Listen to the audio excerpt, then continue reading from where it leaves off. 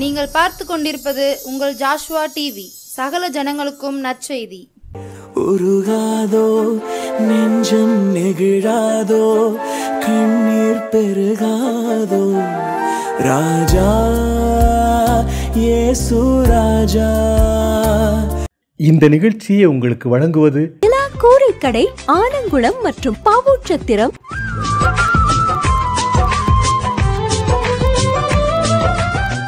இயேசு கிறிஸ்துவின் இனிதான நாமத்தில் உங்கள் அனைவருக்கும் என் அன்பின் வாழ்த்துக்களை தெரிவித்துக் கொள்கிறேன்.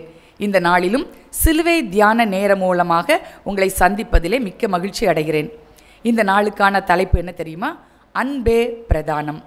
அன்புதான் நம்முடைய வாழ்க்கையிலே மிக முக்கியம் என்பதை நாம் அனைவரும் தியானிக்க வேண்டும் என்பதற்காக இந்த நாளிலே தலைப்பு கொடுக்கப்பட்டிருக்கிறது. தியானம் செய்வதற்கு முன்பாக அனைவரும் இருந்த இடத்திலே தலைகளை தாழ்த்தி ஒரே ஒரு நிமிடம் தேவனை நோக்கி ஜெபிப்போமா? அன்பின் பரலோக பிதாவே, இந்த அருமையான சிலுவை தியான வேளைக்காக உமக்கு நன்றி செலுத்துகிறோம் ராஜா. இந்த நாளிலும் நாங்கள் ஒவ்வொருவரும் உம்முடைய அன்பையும் நாங்கள் மற்றவரிடத்தில் எவ்வாறு அன்பாக இருக்க வேண்டும் என்பதையும் தியானிக்க இருக்கிறோம் தகப்பனே. எங்கள் உள்ளங்கள் கர்த்தாவே அப்பா, உம்முடைய சத்திய வேத வசனங்களை தியானிக்கும் போது கொழுந்து விட்டு எரியும்படியான கிருபைகளை கொடுங்க அப்பா. பேசுகிற அடியாளை மறைத்து நீங்க வெளிப்படுங்க. இயேசு கிறிஸ்து மூலமாய் ஜெபிக்கிறோம் ஜீவனுள்ள நல்ல பிதாவே, ஆமேன். அன்பே பிரதானம். இதற்காக கொடுக்கப்பட்ட வசனம் 1 யோவான் 4ஆம் அதிகாரம் 7ஆம் 8ஆம் வசனம். நான் வாசிக்கிறேன், அனைவரும் கேளுங்கள்.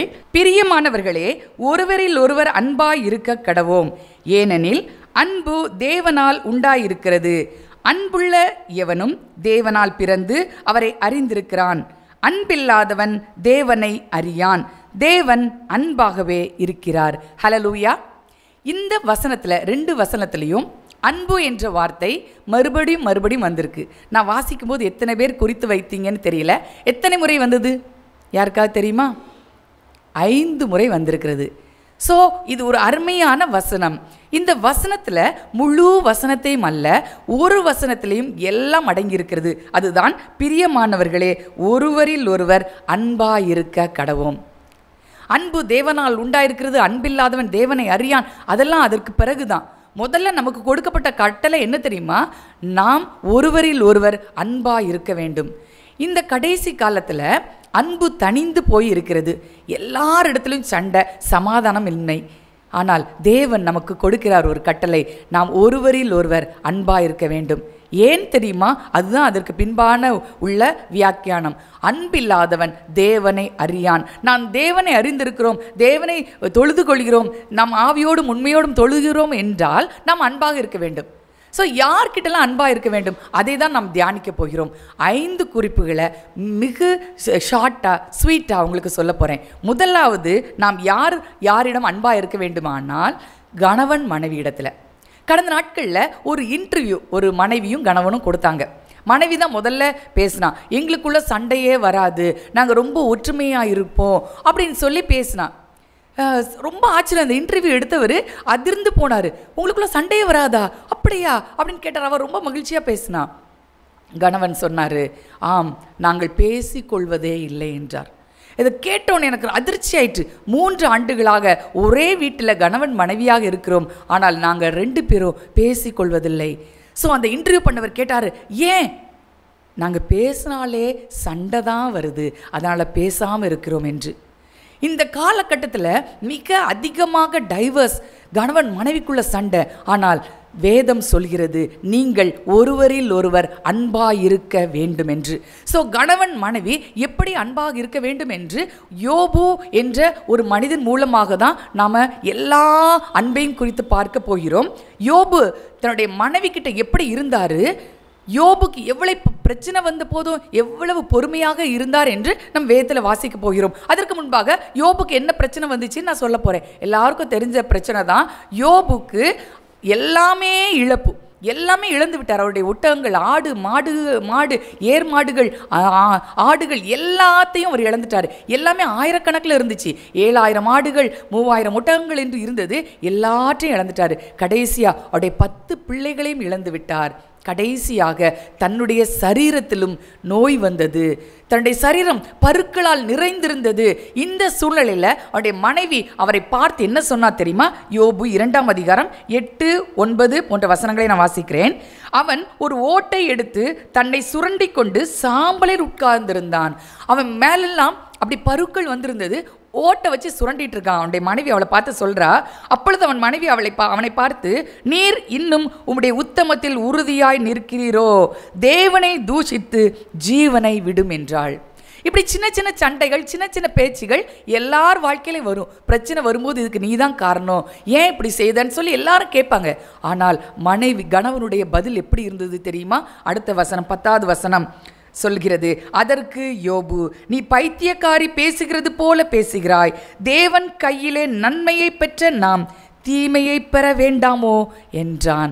எனக்கு அன்பானவர்களே, ஒருத்தர் சத்தத்தை உயர்த்தி பேசினா, ஒருத்தர் பிடிக்காத விஷயத்த சொன்னா, மற்றவர்கள் சாந்தமாக பொறுமையாக போக வேண்டும். யோபுக்கு வந்த பிரச்சனை போல யாருக்கும் வரவே வராது. இந்த சூழ்நிலையில் யோபுடைய மனைவியை விட நம்ம மேலா பேசுவோன்னு, ஆனால் யோபு சாந்தமாக பேசுகிறார். ஒருவேளை கணவர் சத்தத்தை உயர்த்தி பேசினா மனைவி சாந்தமாக பேச வேண்டும். இந்த நாளிலே நீங்க கற்றுக்கொண்ட மிகப்பெரிய உண்மை, கணவன் மனைவி இடத்திலே மிகுந்த அன்புள்ளவர்களாக காணப்பட வேண்டும். 2வது, பெற்றோர் பிள்ளைகளிடத்தில் அன்பாக இருக்க வேண்டும். நிறைய பெற்றோரை பார்க்குறோம், பிள்ளைகளை சும்மா தருதலையாக வளர்த்துறாங்க. இஷ்டம் போல் பிள்ளை கேட்குறதெல்லாம் வாங்கி கொடுத்து இஷ்டம் போல் வளர்க்குறாங்க. என் பிள்ளை சந்தோஷமாக இருக்கணும், என் பிள்ளை சொகுசாக இருக்கணும்னு சொல்லி.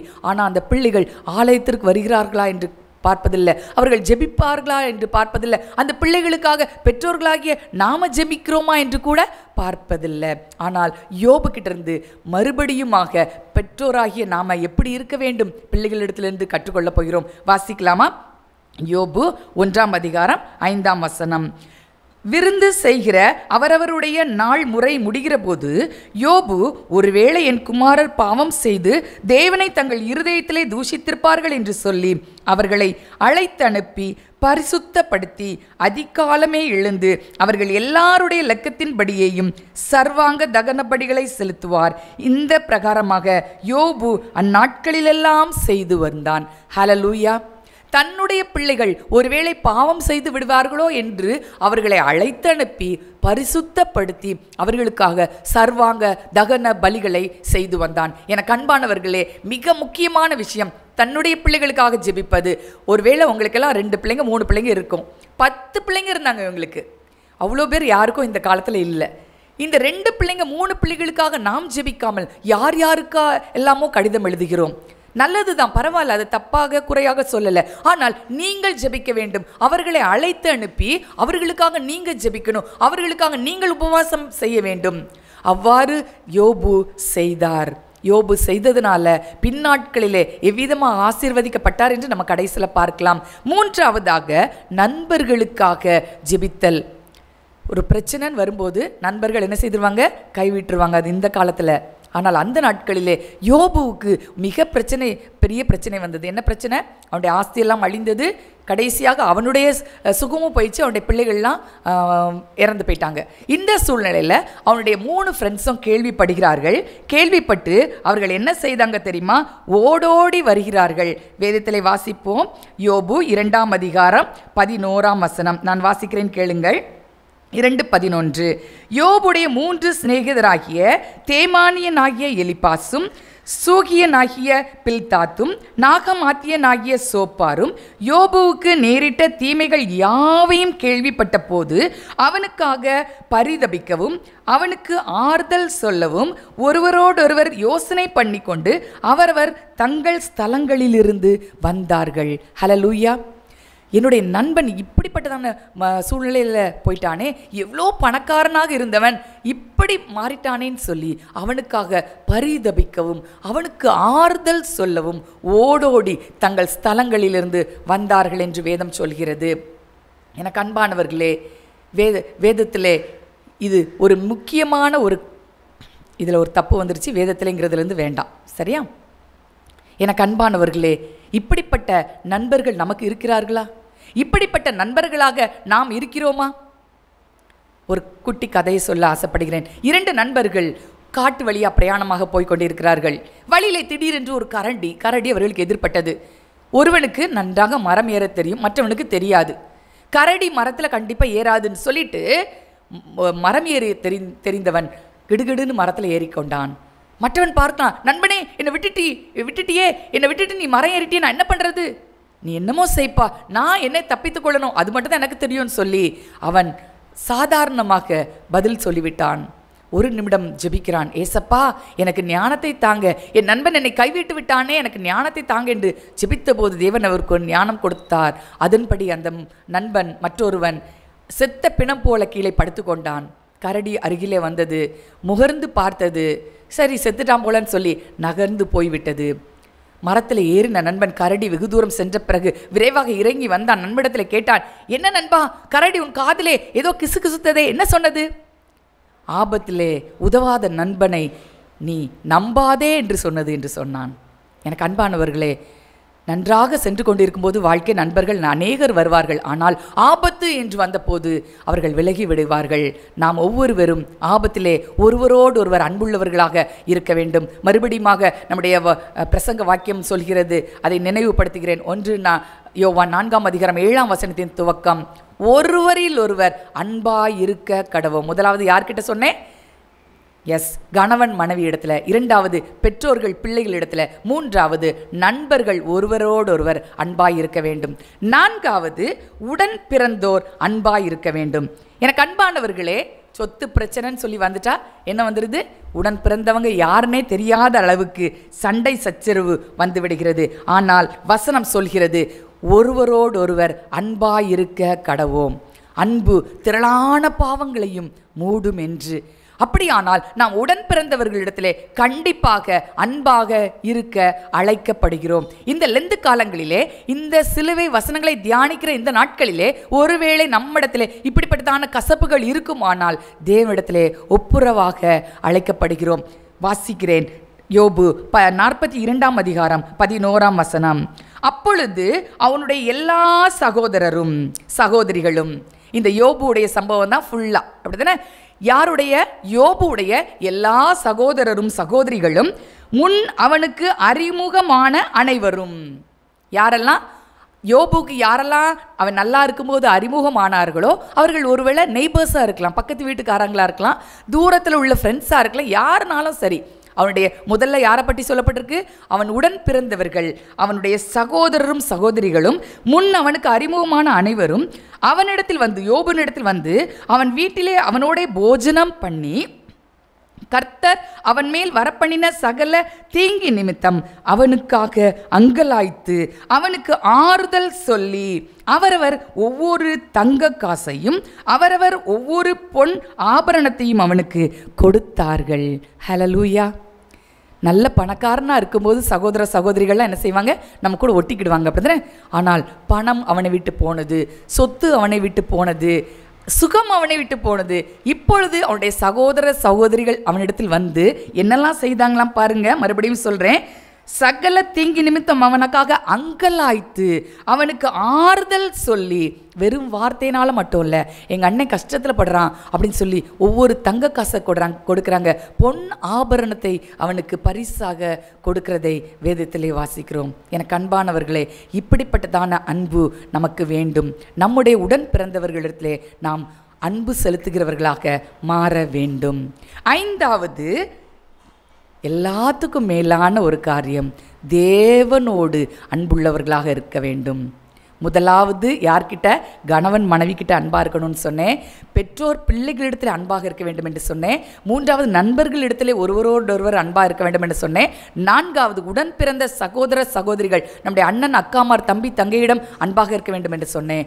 கடைசியாக எல்லாவற்றுக்கும் மேலாக தேவனோடு அன்பாக இருக்க வேண்டும். இந்த யோபு இவ்வளவு பிரச்சனைகள் வந்த போதிலும், நான் வாசிக்கிறேன் யோபு 13:15 வசனத்தின் முன்பகுதி வாசிக்கிறேன்.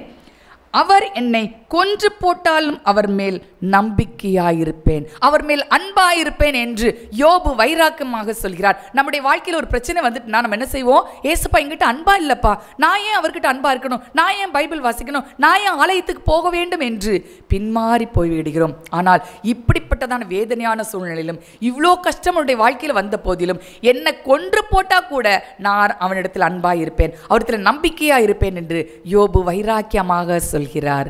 அது மாத்திரமல்ல, இன்னொரு வசனத்தை வாசிப்போம். யோபு 2ஆம் அதிகாரம் 10ஆம் வசனத்தை பின்பாகம். இவைகள் எல்லாவற்றிலும் யோபு தன் உதடுகளினால் பாவம் செய்யவில்லை. ஹல்லேலூயா, ஹல்லேலூயா. இவை எல்லாவற்றிலும், சொத்து போன போதிலும், சுகம் போன போதிலும், பிள்ளைகள் அனைவரும் போன போதிலும் அவன் தன் உதடுகளினால் பாவம் செய்யவில்லை என்று வேதம் சொல்கிறது. அப்படியானால் தேவனிடத்துல எவ்வளோ அன்பா இருந்திருப்பான் நீங்களே யோசித்து பாருங்க. என் அப்பா, என் தகப்பன், என்னை படைத்தவர், அவர் தவறு செய்ய மாட்டார் என்று அவர் மேல் அன்பு அதிகமாக வைத்திருந்தான். மற்றவர்கள் அவனுடைய ஃப்ரெண்ட்ஸ், அவனுடைய ஆறுதல் சொன்ன வந்த ஃப்ரெண்ட்ஸ் கூட, ஏன்பா இன்னும் நீ இவ்வளோ கஷ்டப்பட்டுட்டு இருக்க, இன்னும் தேவனிடத்துல ஏன் வைராக்கியமா இருக்குன்னு புலம்ப ஆரம்பிச்சிட்டாங்க, தேவனை குறித்து குறை சொல்ல ஆரம்பிச்சிட்டாங்க. ஆனால் இவன் தன் உத்தமத்திலே உறுதியார் இருந்தான் என்று வேதம் சொல்கிறது. அதனால் என்ன நடந்தது என்று பார்ப்போமா? யோபு 42ஆம் அதிகாரம் எடுத்து வைத்துக் கொள்ளுங்கள் அனைவரும். யோபு 42ஆம் அதிகாரம் 12ஆம் வசனம் நான் வாசிக்கிறேன். கர்த்தர் யோபின் முன் நிலைமையை பார்க்கிலும் அவன் பின் நிலைமையை ஆசீர்வதித்தார். 10,000 ஆடுகளும் 6,000 ஒட்டகங்களும் 1000 ஏர்மாடுகளும் 1000 கழுதைகளும் அவனுக்கு உண்டாயின. 7 குமாரரும் 3 குமாரத்திகளும் அவனுக்கு பிறந்தார்கள் என்று வசனம் சொல்கிறது. அவன் என்னெல்லாம் இழந்தானோ அவை அனைத்தையும் 2 மடங்காக தேவன் அவனுக்கு திரும்ப கொடுத்தார். தேவன் அவன் அந்த 42ஆம் அதிகாரம் 2ஆம் வசனம் வாசிக்கிறேன். தேவரீர் சகலத்தையும் செய்ய வல்லவர், நீர் செய்ய நினைத்தது தடைபடாது என்பதை அறிந்திருக்கிறேன் என்று யோபு சொல்கிறார். வைராக்கியமாக தேவனிடத்திலே ஒரு நம்பிக்கை வைத்திருக்கிறார், ஒரு அன்பு வைத்திருக்கிறார். அதனால தான் அவர் தன் மனைவி இடத்தில் நேசிக்க முடிந்தது, அவரால் தன் பிள்ளைகளை நேசிக்க முடிந்தது, தனக்கு எதிராக உள்ள எல்லாரையும் நேசிக்க அவரால் முடிந்தது. விசேஷமாக அவருடைய நண்பர்கள், ஆறுதல் சொல்ல வந்த நண்பர்கள் கூட அவரை ஏசும்படியாக சூழ்நிலை வந்த போதிலும் யோபு தன்னுடைய சிநேகிதர்களுக்காக ஜெபிக்கிறார் என்று வேதம் சொல்கிறது. அது மாத்திரமல்ல, அவருடைய உடன் பிறந்தவர்களெல்லாம் அவர்களை நேசிக்கிறார்கள். இவ்வாறு மனிதர்களை, உலக மக்களை அவர் நேசித்ததுனாலே தேவனிடத்திலே அன்பு செலுத்த அவரால் முடிந்தது. இன்றைக்கு நாம் உலக மனிதர்களை நேசிக்க முடியாமல் தவிக்கிறோம். அநேக நேரத்தில் எங்கள் அம்மா இப்படி பண்ணிட்டாங்க, என் பிள்ளைங்க இப்படி பண்ணிட்டாங்கன்னு சொல்லி அவர்கள் மேல் ஒரு கசப்பு உணர்வை அதிகப்படுத்தி கொண்டு இருக்கிறோம். அன்பில்லாதவன் தேவனை அறியான் என்று வேதம் சொல்கிறது. மறுபடியுமாக அந்த கடைசியாக சொல்லப்பட்ட அந்த வசனத்தை நாம் வாசித்து நான் முடிவு செய்ய விரும்புகிறேன். 1 யோவான் 4ஆம் அதிகாரம் 7ஆம் வசனம் 8ஆம் வசனம். பிரியமானவர்களே, ஒருவரிலொருவர் அன்பாயிருக்க கடவோம், ஏனெனில் அன்பு தேவனால் உண்டாயிருக்கிறது. அன்புள்ள எவனும் தேவனால் பிறந்து அவரை அறிந்திருக்கிறான். அன்பில்லாதவன் தேவனை அறியான், தேவன் அன்பாகவே இருக்கிறார். இந்த நாளிலும் இதுவரை ஒருவேளை யாராவது நம்மளை நேசிப்பார்களா என்று ஏங்கிக் கொண்டிருந்தால் நீங்கள் மற்றவர்களை நேசிக்க ஆரம்பிங்கள். விசேஷமாக நம்மை படைத்த தேவாதி தேவனிடத்திலே ஒரு அளவுக்கு அதிகமான அன்பு வையுங்கள். முழு மனதோடும், முழு ஆத்மாவோடும், முழு சரீரத்தோடும் அவரிடத்துல அன்பு கூறுங்கள். அரைகுறை மனதோடு அல்ல, அரைகுறையான மனதோடு அல்ல, முழுமையாக தேவனிடத்தில் உங்களை ஒப்பு கொடுக்கும்போது தேவன் உங்களுடைய வாழ்க்கையில பெரிய பெரிய காரியங்களை செய்தார்.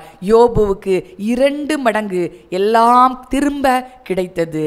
இந்த வசனத்தை மட்டும் நம்ம பிடிச்சிக்கிட்டு எசப்பா எனக்கு ரெட்டிப்பான நன்மையை தாங்கன்னு சொல்லி கேட்டு பிரயோஜனம் இல்லை. அதற்கு முன்பாக ஒரு அன்பு இருக்கிறது. அந்த அன்பு தான் பிரதானம், அந்த அன்பு தான் முக்கியம். இது தெரியாமல் தேவனிடத்திலே பலமுறை முறையிட்டு பலமுறை கெஞ்சி ஜெபித்து பிரயோஜனம் இல்லை. மணிக்கணக்காக உபவாசம் இருந்து பிரயோஜனம் இல்லை. ஏனென்றால் அன்பில்லாதவன் தேவனை அறியான்.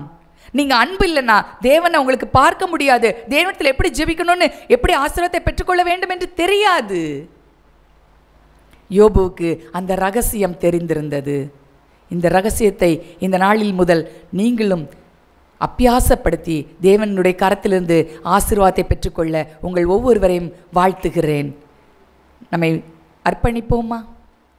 கண்களை மூடி இருந்த இடத்துல தலைகளை தாழ்த்தி, ஏசப்பா அன்பே பிரதானம் என்று பார்த்தோம், ஒருவரோடு ஒருவர் அன்பாயிருங்கள் என்று பார்த்தோம்ப்பா. எனக்கு அப்படிப்பட்டதான ஒரு அன்பை எனக்கு தாங்க, தெய்வீக அன்பை எனக்கு தாங்கன்னு சொல்லி தேவனிடத்திலே கேட்போம், ஜெபம் செய்வோம். அன்பின் பரலோக பிதாவே, இந்த அருமையான வேலைக்காக மறுபடியுமாக உமக்கு நன்றி செலுத்தும் ராஜா. அன்பே பிரதானம் என்ற தலைப்பிலே அப்பா தியானித்தோம் ராஜா. எங்களிடத்தில் அன்பில்லை ராஜா. அநேக முறையிலே நேரங்களிலே அன்பை எதிர்பார்க்கிறோம், ஆனால் அன்பை செலுத்த தவறி இருக்கிறோம் தகப்பனே. எங்களுடைய கணவனிடத்திலே, எங்களுடைய மனைவி இடத்திலே, எங்களுடைய பிள்ளைகளிடத்திலே, எங்களுடைய நண்பர்களிடத்திலே, அப்பா எங்களுடைய உடன் பிறந்தவர்களிடத்திலே, எல்லாவற்றுக்கும் மேலாக எங்களை படைத்த தேவாதி தேவனிடத்திலே அன்பில்லாதவர்களாக இருந்தோமே ராஜா. எங்களை மன்னித்து, கிருபையாய் மன்னித்து எங்களை ஏற்றுக்கொள்ளுங்கப்பா. எங்களுக்கு தெய்வீக அன்பை எங்களுக்கு தாங்கப்பா. அன்பில்லாதவன் தேவனை அறியான் என்று அப்பா வசனம் பயங்கரமாக எங்களை எச்சரிக்கிறது தகப்பனே. அப்பா இந்த நாள் முதல் எங்கள் முழு இருதயத்தோடும், முழு ஆத்மாவோடும், முழு சரீரத்தோடும் அப்பா உம்மிடத்தில் அன்பு செலுத்தவும், மற்றவர்களிடத்தில் அன்பு செலுத்தவும், அப்பா எங்கள் உடன் பிறந்தவர்களிடத்தில் அன்பு செலுத்தவும், எங்கள் கணவன் மனைவியிடத்தில் அன்பு செலுத்தவும், எங்கள் பிள்ளைகளிடத்தில் அன்பு செலுத்தவும் கிருபை செய்யுங்க. எங்கள் பிள்ளைகளுக்காக, எங்கள் உடன் பிறந்தவர்களுக்காக அதிகமாக ஜெபிக்க அப்பா எங்களுக்கு உதவி செய்யுங்க. எங்களுக்காகவே நாங்கள் வாழ்ந்து கொண்டிருந்த காலத்திற்கு முற்றுப்புள்ளி வைத்து பிறருக்காக வாழ அப்பா அந்த தெய்வீக அன்பை எங்கள் ஒவ்வொருவர் மேலும் பொழிந்தருள வேண்டும் என்று கூட ஜெபிக்கிறேன். முற்றிலுமாக எங்களை தாழ்த்தி உம்முடைய கரத்திலே ஒப்புக் கொடுக்கிறோம். இயேசு கிறிஸ்து மூலமாக ஜெபிக்கிறோம் ஜீவனுள்ள நல்ல பிதாவே, ஆமென். நண்பர்களாய் குடும்பமாய் கொண்டாடி மகிழ நிலா கூரை கடை வாங்க. நமது நிலா கூரை கடை ஆலங்குளம் மற்றும் பாவூர்சத்திரத்தில் உள்ளது. மதியம் மற்றும் இரவு உணவுக்கு சிறந்த இடம்.